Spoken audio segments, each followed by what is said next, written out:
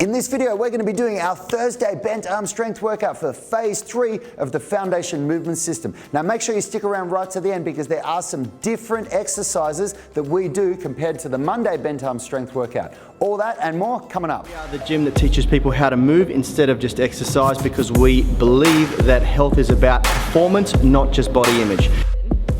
So the first exercise that we're going to be doing is called the back body line, and the first two exercises that we do in the program are both for the handstand. The way we work the foundation movement system is we do skill training first before strength training. This comes straight after your warm-up, and if you haven't grabbed the mobility mini course, you want to grab that because that's the full warm-up that we recommend doing before these workouts. So for the back body line, Richard is going to grab onto this dowel rod here, and he's going to bring his feet and hands together and lift his shoulders right off the ground, so he's really engaging his abs there. And then he's going to spread his hands and legs apart, just so for a lot of you that'll be it. That's going to be all you can do. And what we're looking for is to make sure that the shoulders don't go down, the abs stay switched on, and your lower back is firmly pressed against the ground. Now Richard's very good at this, so he can go all the way down and he can still maintain his lower back being firmly on the ground. You can rest now for a second, Richard. Now the idea of this is to go as low as you can, but you have to be very, very critical of yourself here because the cues, Richard, just go back to the first position again, please. So the idea of coming together like this is so that you can feel that your abs are engaged and the lower back pushes firmly on the ground. Now as you slowly separate your hands and feet apart, this shouldn't change. The lower back should stay firmly on the ground, so you can watch as Richard goes down, he doesn't lose that beautiful, what's called a hollow body, with the lower back firmly on the ground, abs engaged, shoulder blades off the ground. So relax now, Richard. And those are the cues that you're looking for. Number 1, lower back always firmly on the ground. Number 2, feel it in your abs. Now we write in the program up to 60 seconds. That's the goal, not the expectation.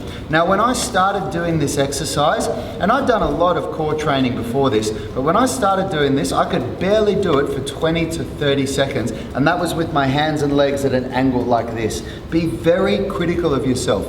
Practice does not make perfect. Perfect practice makes perfect. It's very important that you understand that principle, and that is the back body line. The next one that we're going to do is called the front body line. Now this exercise is, there's a lot more cues to it than the back body line. The back body line was quite simple. There's a lot to this one. Now we're going to go through it step by step, okay? So the first is we're going to squeeze the heels together. The second one is we're going to straighten the knees.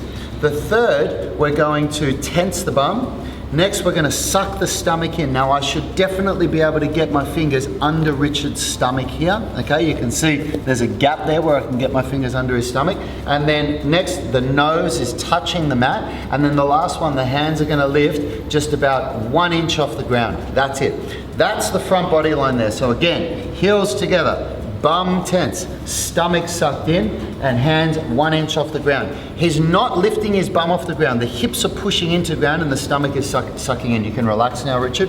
So we've just done our workout today, so Richard's already a little bit fatigued, so I promised him that I wouldn't make him do this stuff for too long. So the cues for this are, what's really, really important is when I say suck your stomach in and tense your bum, I'm basically telling you to do this. It's called a posterior pelvic tilt. Don't make the mistake of lifting your bum off the ground. Push your hips into the ground, tense the bum, and suck the stomach in so that you'd be able to get your fingers under there. Now, when you're learning this, you won't even worry about the hands. The only thing you're going to think about is from here down to the feet. So feet together, knees straight, bum tense, stomach sucked in, just like what Richard's doing. And only if you can do all of that and hold it for a prolonged period of time do you then bring your hands about 1 inch off the ground. And hands should be about shoulder width apart. If your hands were beside you and you raised them like that, that's where they would be, okay? And that is the front body line. This is the supinated grip pull-up. We're now moving into a full pull-up from the bottom of the motion to the top. Now, before we get into this, I need to say, For a lot of people, you will not be ready for a supinated grip pull-up just after the first 2 phases of the program. If you haven't, if your body hasn't adapted properly from the jumping pull-up and the eccentric pull-ups, you are going to need to do more work on the eccentric pull-up. Now, if you really need to pay attention to this technique, because if you can't do this technique, you need to continue working on the eccentric pull-up. So let's have a look at Richard do a couple of reps. So he's going to grab a supinated grip. And he starts from the bottom, dead hang, all the way up to the top. Back down, under control. Give it a bit on the way up, Richie. There we go. He just made it a bit slower for you guys to watch. I just wanted to demonstrate the first couple, just going right up. Okay, awesome. Come down. Now, what I'm going to do, I'm going to get Richard to show you how much he focuses on his scapular depression by getting him to hold it at the top and then lower down really slowly. So when we break this down, you watch this. We're going to go real slow and just do the scapular depression first, Richie. Look at that, he engages his scapula. Now pull up to the top, all the way up, up, up, up, up, up, up, up. Now he can hold it there because he's got really good scapular control with his scapula depressed, and now we're going to lower down slowly, scapula still depressed. Now watch this at the end. It elevates right at the end. So it's really important, thanks Richie.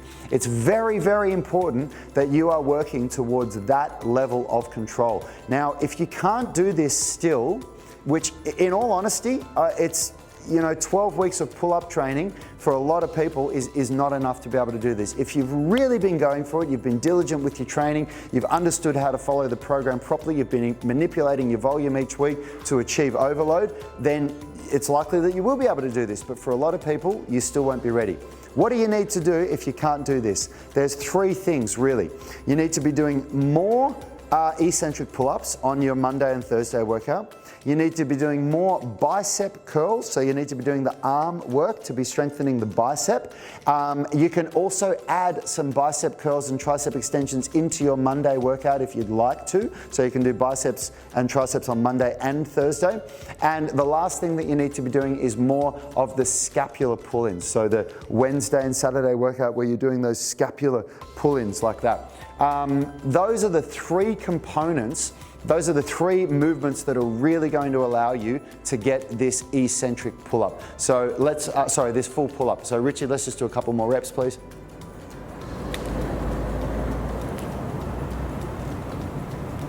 Perfect, and that is the supinated grip pull-up. Okay, now we're into the pike push-up, so we're really starting to get into some cool calisthenics movements now. And Richard's going to start in a push-up position, and then he's going to walk his hands back towards his feet as close as he can get them. Now, this requires flexibility, of course, so the more flexible you are, the easier this will be. From here, he's going to bring his head down to here, and then push straight back up. Now, you won't see this from this angle, but we'll show you in a minute. Just do a couple of reps. He's squeezing his elbows in as tight as he can. From this angle, what I want you to look at is when he comes up, look how he pushes his head and shoulders back. That is critical. So and take note as well how he's up on his toes. Do one more rep, Richie. So he's up on his toes. Watch how he pushes his head and shoulders back towards his knees. Perfect, thanks mate. Okay, so it's really important. There's a couple of things here. So you want to have your index finger facing forward, and you want your index finger about what's called the acromion process with the part, which is the bony outcrop on the shoulders. It's basically where your hands sit like this, and you bring your hand forward like that, keep the index finger where it is, turn the hands, and then splay the fingers out from there. Don't be like this. That's really, really bad. Don't let your fingers come in like this. And you can do this, that's okay. If you've got, if it hurts your wrists when you do it, when you go down, if you get pain in the wrist, turn your hands like that, that's okay. The only problem with that is that it doesn't translate well when you're doing a freestanding handstand push-up, because your handstand is done like this, and then it means you have to turn your hands if you want to do the reps. So it's good to keep your hand like this. And then besides that, where you've got your hands here, your head makes like a triangle position, okay? And the reason why you do that is because when you go down in a handstand push-up, keeping the elbows in and bringing the head forward, it creates a little bit of a forced triangle that keeps your balance better. If you just go straight down and your elbows go out, there's not as much room to balance forward and backwards. So that's why we want to do that. Let's have a look from the front angle, Richie. bring your hands a tiny bit closer together just because that's how I just explained it. Now, what I want you to look at from this angle is the way that his elbows squeeze in. Let's have a go when you're ready, Richie. See the elbows, they're squeezing in. That's very, very hard to do. Your elbows are going to want to flare out, but one more rep. You've got to squeeze them in. Awesome, thanks, mate. Now, a few pointers with this. I was just thinking, yeah, Richie can get out for this. I'll give the pointers.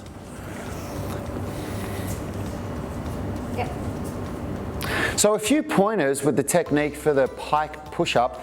The further your feet are forward, the harder it's going to be, but that is what your goal is. So maybe like at a basic level, if you're finding this really, really hard, what you can do it, you know, maybe back from here, and you can do your pike push-ups like this. And at a really basic level, if you need to really regress this, what you can do is kind of start almost in a push-up position. Watch my back. I'm gonna hollow my back out and just try and bring my head down to the ground like that, and then back up. So hollowing out my spine, head down to the ground, and back up. What I mean by hollowing out my spine is I'm doing this. I'm really crunching my stomach over, engaging my abs, so that I'm trying to replicate that feeling of a pike push-up by bringing my head forward rather than replicating the feeling of just a regular push-up. The next thing is learning how to use eccentrics, okay? And there's a great video that's in this course of how you use eccentrics to progress a technique if you can't progress, so watch that video.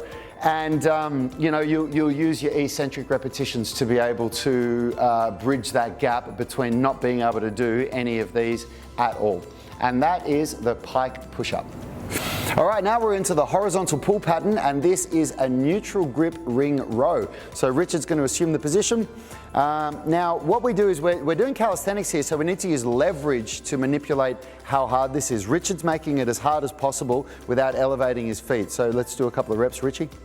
Okay, so all we're doing is at the bottom, just make sure that the scapula protracts. Watch this. That's protracted. Now retracted, and then he pulls right up. So you should, if you don't know what scapular protraction and retraction is, you need to watch our tutorial video in the program on the exercise terminology, movement terminology.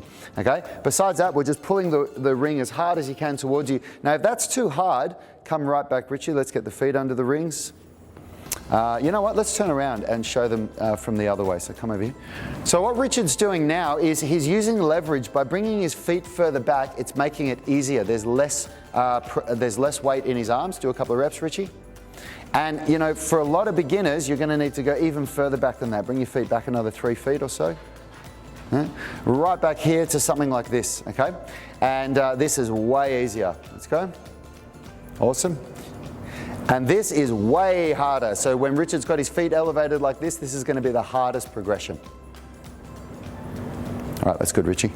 So what you really want to understand with this movement is that the number one thing we're looking for is to keep the scapula depressed at all times. Do not let your shoulders shrug, and that's very hard to do. The next thing is that as you initiate the movement, the scapula retracts and then the arms pull all the way in. And then as you come forward, the arms are going to extend and then you're going to protract the scapula at the end. But the whole time you do that, the scapula stays depressed. And that is the neutral grip ring row. All right, welcome to your phase 3 progression for the L-sit. This is where it's starting to get pretty challenging now. Richard's going to demonstrate. Basically, when you do the L-sit, you just need to bring your feet to level with the ground, so parallel with the legs. Fully depressing the shoulders with no protraction or retraction. Nothing too complicated about that. Jump off, Richard. Have a look if you go down on the ground. So we'll just get rid of the parallettes.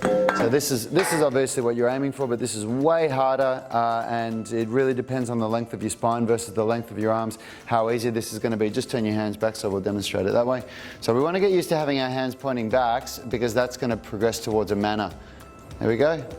Beautiful, beautiful L-sit there. You can see his shoulders are depressed and not protracting too much and not retracting. Yeah.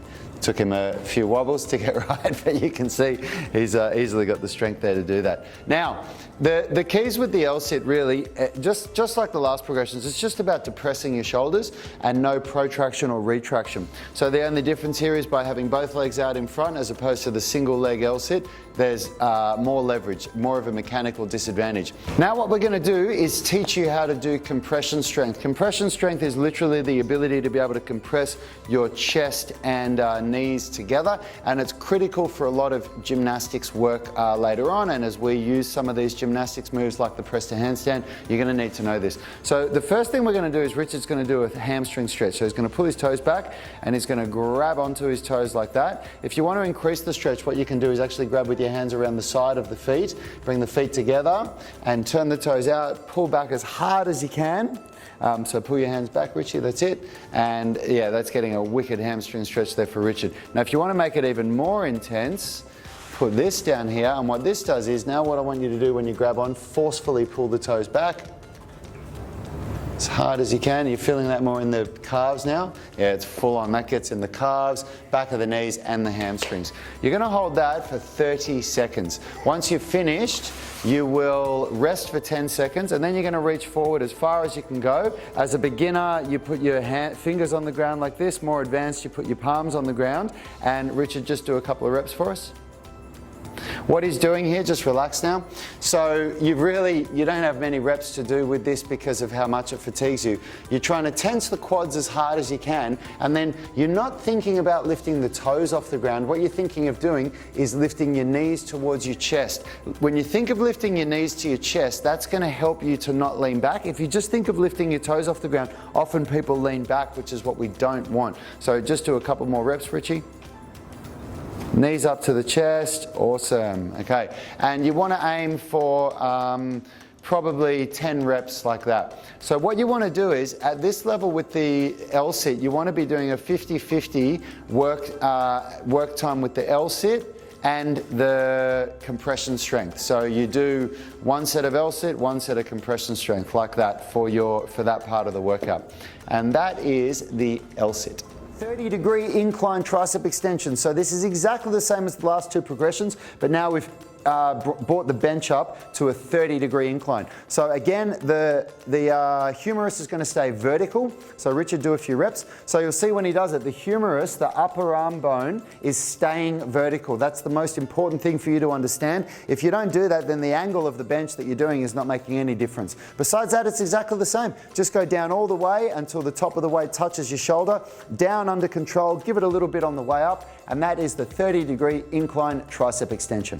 To a 45-degree dumbbell Zottman curl. The Zottman curl, well, the 45-degree refers to the angle of the bench. The Zottman curl, if you watch Richard when he does it, he comes up in a supinated grip, rotates to a pronated grip, and then goes down under control. Turns to a supinated grip, cranks it up, rotates to a pronated grip, goes down under control. Just do a few reps, Richie. And the reason why we do this is because we're actually working towards a pronated grip bicep curl. So the pronated grip bicep curl really starts to get into the extensors, and it just changes the way that you use the muscles that control forearm flexion. And that is the 45-degree dumbbell Zottman curl. Thanks for watching. If you liked this video, consider subscribing to our YouTube channel. We release instructional videos and workouts every week on Monday in Australia or Sunday in America and Europe. And if there's any videos that you'd like us to make for you, if you've got any questions, any tutorials you'd like to see, please leave a comment. And we've actually now officially launched our FMS online training program. We haven't actually started advertising it yet, but it has had a soft launch. If you're interested in getting on board, it is an extremely low price. We're doing an introductory offer. It's only $39 US a month. You can get access to all of our training content, the program templates, everything that you need to do in order to follow the Foundation Movement System program online. And you'll also get access to our Movement Mastermind private Facebook group where you can work with me and my team and our senior members directly. You can upload your videos, we'll critique you, give you instruction, unlimited amounts, whatever you need, and you'll also learn from us by seeing the stuff that we're doing ourselves. If you're interested in that, please click the link in the description of this video, and we'll see you in the tribe. This is Street Fighter compliant. This is guile, mate. All right, ready? Okay. Get your Gale. Gale. That's what it's made to say. All right. Action.